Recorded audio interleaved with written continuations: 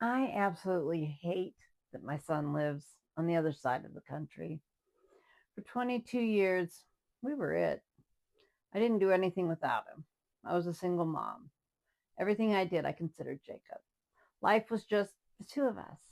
We had no family that lived here in Las Vegas near us, and it was just he and I. It was a spectacular season, but as many seasons, I knew that one day it would be different. This is God's will for Jacob's life. He grew up to be a magnificent man, but I miss him very much. Now, I could go to God and beg him every day to have Jacob and Ashley move to Las Vegas at any cost. That is a very, very dangerous prayer. God has everyone exactly where he wants them right now. And the way we know this is that if he didn't, they would be here, right? If I was to say, God, I want my son and his new wife to live here, and no matter what, I believe God would probably answer that. But what does no matter what mean?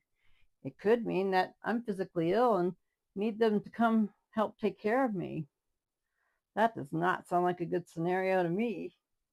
It could mean that I've lost all the people in Las Vegas that I love and they feel sorry for me.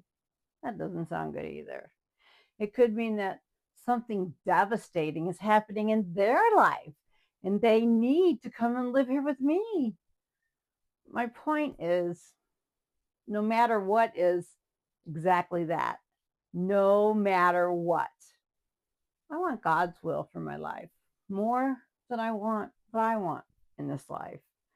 That doesn't mean that some circumstances don't hurt terribly, but it does mean that everything is exactly the way it is supposed to be.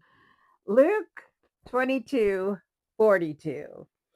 Father, if you are willing, take this cup from me, yet not my will, but yours be done. Jesus had a purpose for being born, and that purpose was to die. God knew that. Jesus knew that. They're the same. And we all know that. But that doesn't mean that he was kicking up his heels in delight, ready, excited for the abuse and pain that was up ahead. No. His prayer wasn't that God would take him out of this scenario and that the whole purpose and the plan of salvation would be thwarted.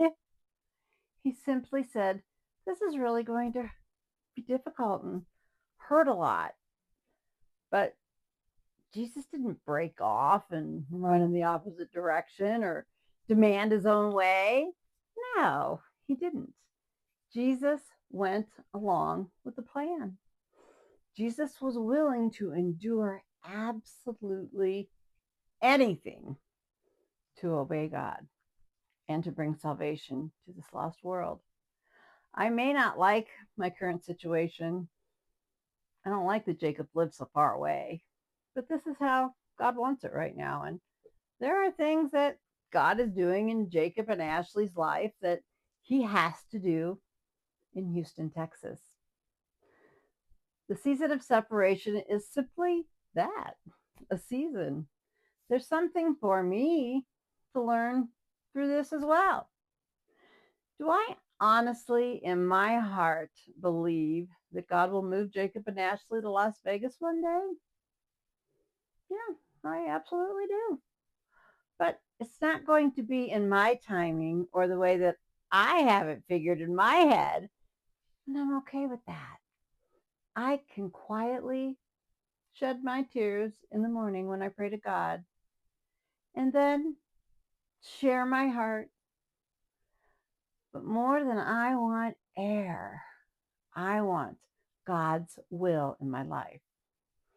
There has been many, many reasons that I didn't understand throughout my life.